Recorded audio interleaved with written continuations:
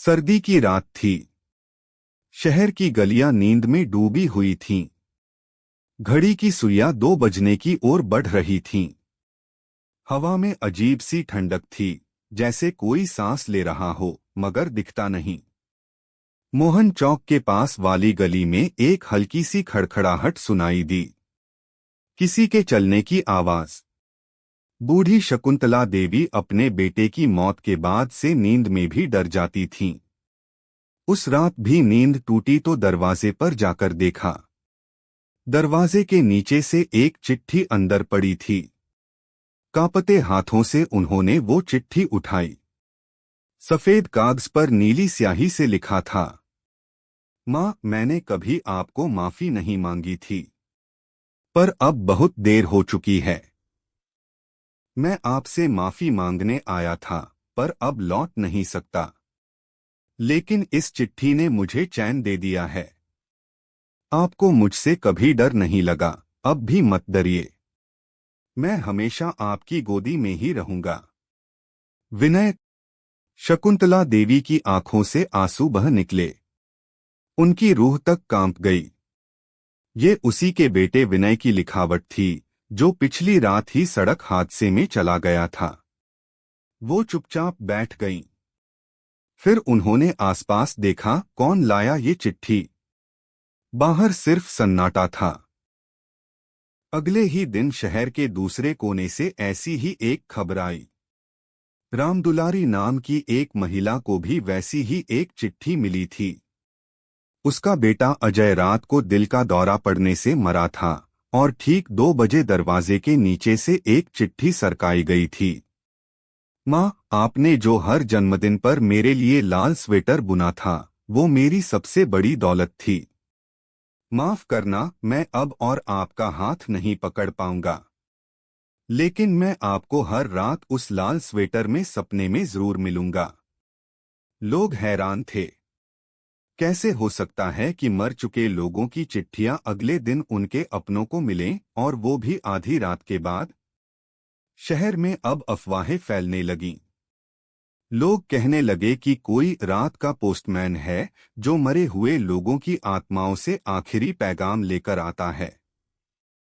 किसी ने उसे देखा नहीं था, लेकिन कुछ लोगों का दावा था कि उन्होंने 2 बजे एक लंबा सा आदमी देखा था, जो पुराने जमाने की डाकिया वर्दी पहने था, चेहरे पर टोपी का साया था और उसके हाथ में चमकती चिट्ठियां थीं।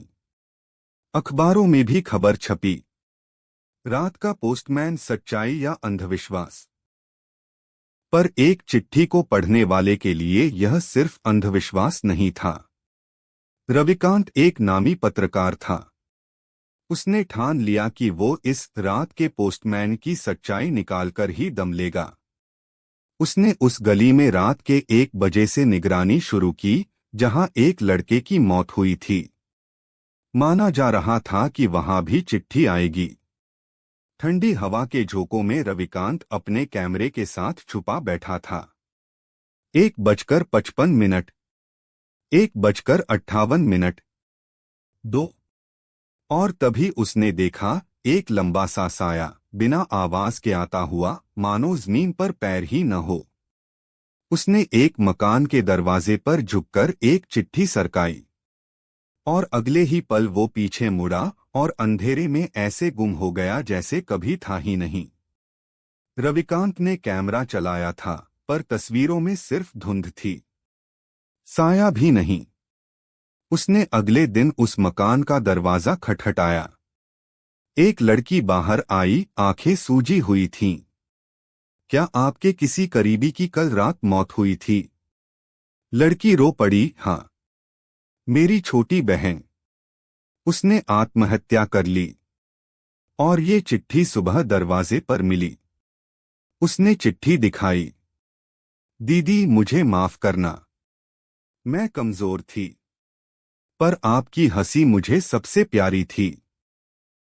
अब जब भी आप मुस्कराओगी, समझना मैं आपके पास ही हूं।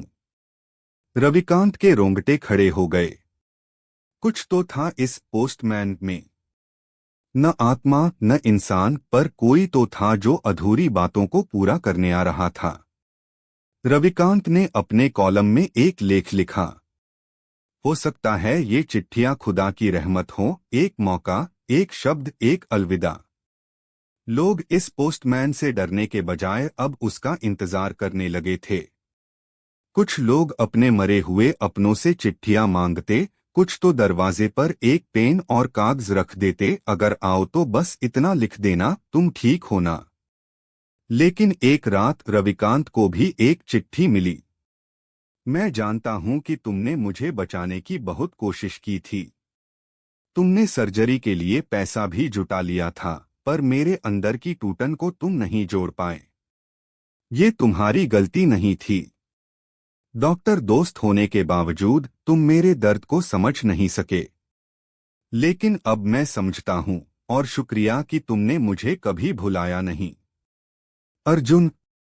रविकांत का सबसे प्यारा दोस्त अर्जुन, जिसने 3 साल पहले आत्महत्या की थी, उसके नाम से ये चिट्ठी।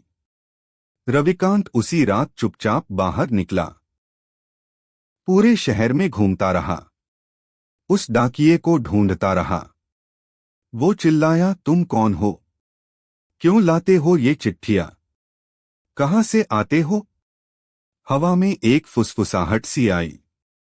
मैं वहां से आता हूं जहां शब्द अधूरे रह जाते हैं, जहां आंसू जवाब नहीं बनते।